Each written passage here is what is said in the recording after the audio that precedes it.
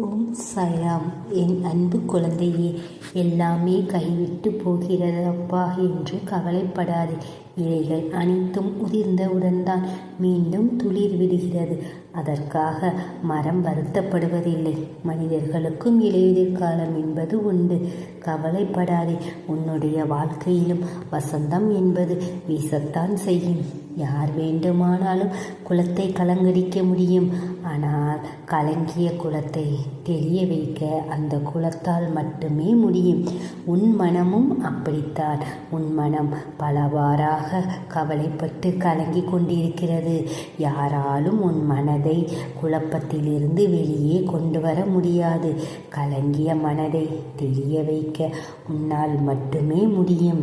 அதற்கான முயற்சியை நீ மட்டும்தான் செய்ய முடியும். என் குழந்தையே, நீ தன்மானத்தை இழந்து எதையும் அடைய வேண்டும் என்று அவசியமில்லை.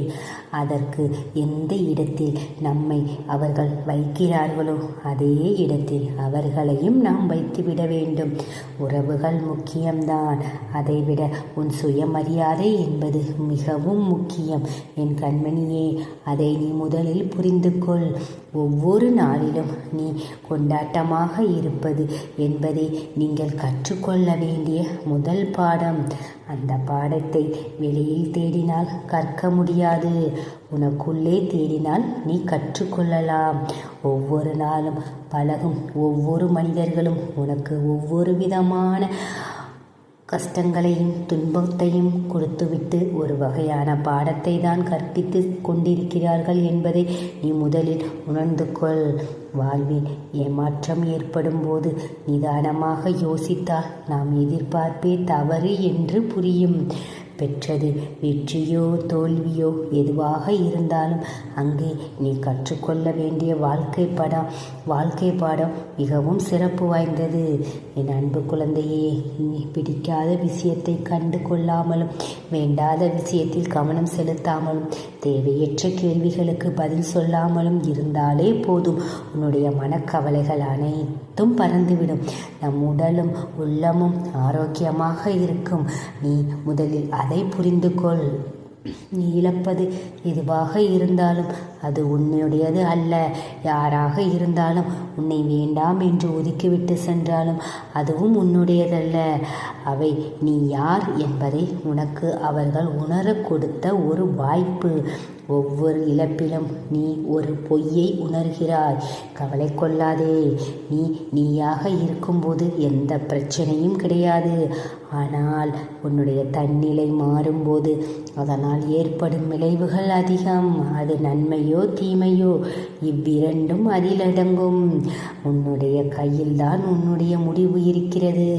உன்னை புரியாத இடத்தில் ஒவ்வொன்றுக்கும் நீ விளக்கம் சொல்லி புரிய வைப்பதை விட அவர்கள் புரிதல் என்னவோ அவர்கள் விருப்பப்படியே நடக்கட்டும் என நீ மௌனமாய் நகர்ந்து செல்வதுதான் சரியாக இருக்கும்.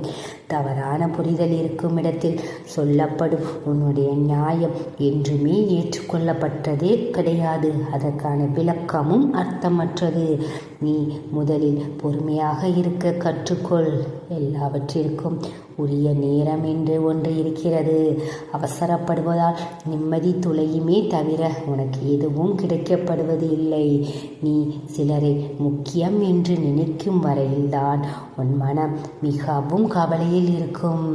அவர்களால் உன்னையும் காயப்படுத்த முடியும்.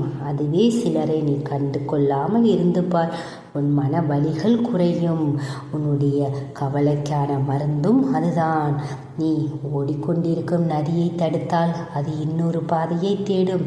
அதுபோலத்தான் உன் வாழ்க்கையை விலகுபவர்களை விட்டுவிடுங்கள். விரும்பி வருபவர்களை மட்டும் நீ ஏற்றுக்கொள்ளுங்கள். நம்பிக்கையை இழக்காதே. எல்லாம் உன்னுடைய நன்மைக்கே. தடங்களுக்கு என்றும் வருந்தாதே. அதிலும் ஏதாவது நன்மை இருக்கும் என்று நீ நம்பிக்கையோடு செயல்படு. கவலை கொள்ளாதே.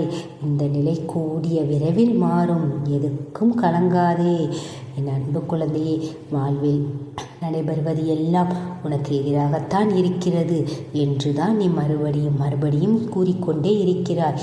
நீ நம்பிக்கையுடனும் பொறுமையுடனும் பிரார்த்தனை மட்டும் செய். உன்னுடைய வாழ்க்கை நிச்சயமாக மாறும், உச்சத்தை தொடும். போனது போகட்டும், அதை பற்றி நீ கவலைப்படாதே.